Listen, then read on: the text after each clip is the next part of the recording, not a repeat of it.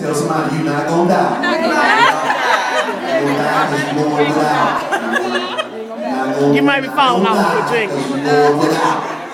All right? So he had to let them know that this analogy that they were using was false. You know, you can't use because your stomach is growling and eat food to satisfy, and now you aroused, and so we should have sex. And so Paul had to write it because the saints in Corinth, they was going buck wild. Everybody in the church was doing everybody. Right. And so Paul said, I got to deal with this because y'all just got a whole lot of sexual immorality. Right. And so what he says then, he says in essence to them that you all are misunderstanding this divine aspect called grace. Yeah. Are y'all with me?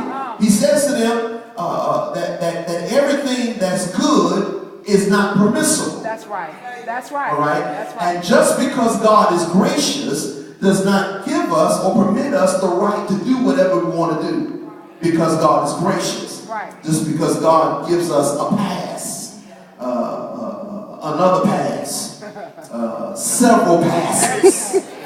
Right. Tells me I've had several passes.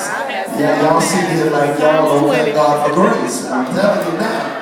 I thank Him for grace. And so because He has given us several passes, does not mean that I can continue to fall repeatedly to the same thing. You know, so the saints in Corinth, they said, well, God's going to forgive me, so I'm just going to go ahead and have sex. And Paul was saying, no, that's not how this works. Yeah. He says to them, it should happen in the confines of the marriage union. That's when he goes into chapter 7, talking about it's not good for a man to touch a woman. Let every man have his own wife. Let every wife have her own husband. Right. And then he skips down. Here's where he brings chapter 7, verse 7. I wish that all men were even as myself, but each one has his own gift from God, one in this matter and another in that. But I say to the unmarried and to the widows, it is good for them if they remain even as I am.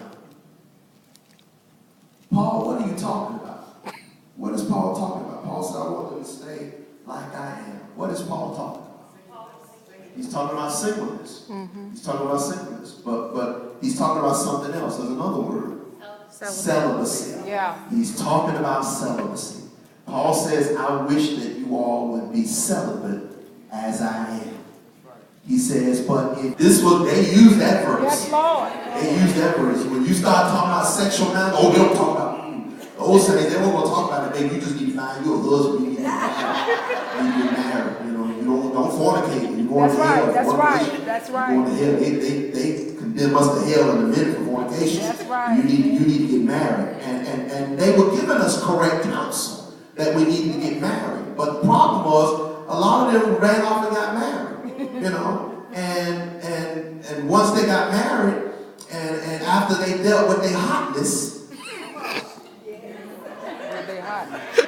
after they quenched that thirst, because they were trying to avoid sin, and rightfully so. Yeah. But then after they, got the groove on, and when those few moments of pleasure was over, and in the time to come, they discovered, who in the world did I marry?